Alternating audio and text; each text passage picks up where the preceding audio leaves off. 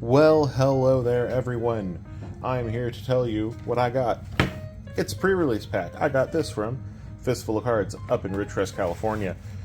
And I was told recently that there are a lot of people who don't know what a pre-release pack is, don't know what a pre-release is, and don't know what one of these things contains.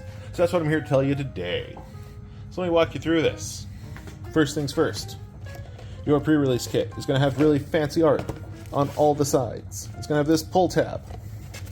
When you pull on this pull tab, you're going to unlock amazing treasures. Unless you're like me and can't open cardboard. Haha. Inside, you're going to see there's a little box. This box is going to have some fun things. It has some punch-out +1/+1 counters. It has some punch-out token markers. And it has, most importantly, the actual pre-release kit box. I'm going to zoom out a little. There we go. Inside of this box, you're going to have some very important things. Everything in this box is to help you play a pre-release tournament. What's a pre-release tournament? Pre-release tournament is a special type of tournament where you only get what's in this box plus basic lands that the store will provide. Alright, what's inside of this? We have some nice art. That one's a beanstalk worm. Yours might not be that, because it's probably not going to be Wild to Beldrain. You're going to have a little how to build pre-release deck paper, and a little Magic Arena code. You're going to have some promos. Some of these come with one promo. Some of these come with two. But you get to use these promos when building your deck for the event.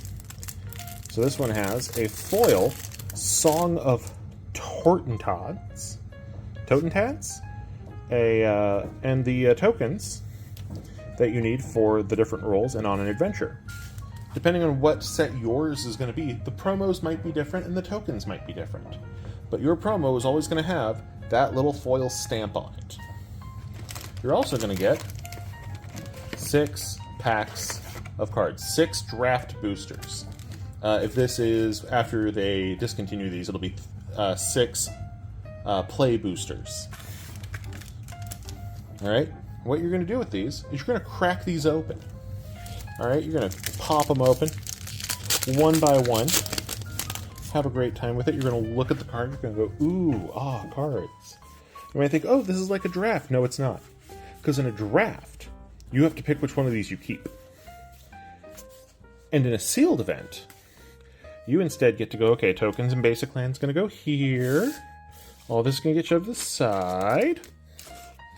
And let's start sorting these by color. We got our whites and our greens and our blacks. Now, this is going to be a little different where you're doing it, because you're going to be doing this either at home or at your game store. And I'm instead doing it on my workbench where I build decks. But that's what you're going to be doing. You're going to be opening up all of these cards, and you're going to build a deck. And you're going to put the multicolors and the colorless into their own pile. And you're going to do this for every single pack. At this point, you've opened up all of the packs, you've stacked them by color, you've had a chance to look at some of them, and you're going to think to yourself, I wonder what type of deck I'm going to build. And one of the easiest ways to look at that is look at your uncommon multicolored cards. In this one, we pulled 2 of this black-red uncommon card. So from there, you should be able to figure out that you want to go black-red. And we looked at our black and red piles off camera, and we realized that we have a lot of support for that. So we're going to look at our black, our red, and our colorless cards, and try to build a deck out of these. Now, you're going to want to have about 23 non-land cards and 17 land cards, because you're only building a 40-card deck. Okay, so now we have sorted out our 23 non-land cards. We've actually sorted them out so that we have our non-creatures separated from our creatures. The 23 here. Now, the standard assortment they tell you to do is much lighter on 2-drops than it is on others, and a little bit lighter on non-creature spells than this is, but we're in red, and red's going to be a color with more spells, and it's going to be faster, so this makes sense. We're hopefully going to get some good value out of this. The main reason we went with this strategy is that we have some enchantments that care about cheap creatures, and this creates token creatures. Your deck's going to look different based on the strategy you come up with. But we have a problem. We only opened 4 basic lands that match our deck. So that's not enough to run our entire 17 lands, plus this Evolving Wilds we have. So what are we going to do rather than just use this?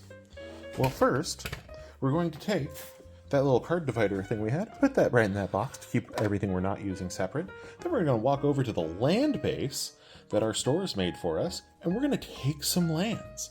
How are we going to count those? Very simple. Look at the pips of your cards. You'll see that this card, for example, has a single black pip, whereas this card over here has 2 black pips.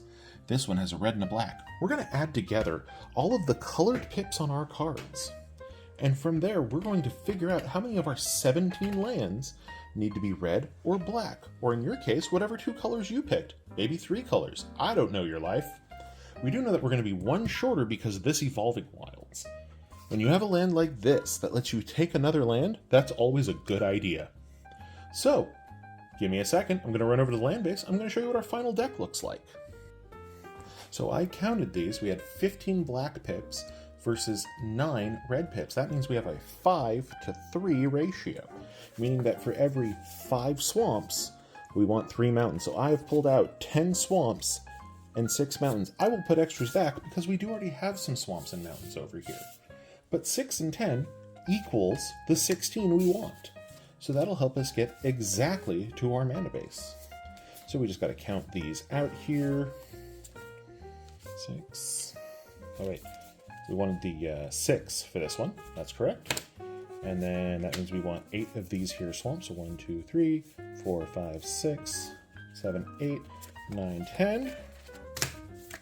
That brings us to a total of 16 basic lands, 1 Evolving Wilds, and 23 spells. Your deck's probably going to look pretty similar to this. You might have higher mana values if you're over in blue and green. You might have more spells if you're in blue or red. You might have more cheap creatures if you're in white. But that's kind of the beauty of a pre-release, is this is your first chance to play with these cards before anyone else does. Now, of course, the last couple steps you're going to do, you're going to take your extra lands you pulled from the base and return them to the base.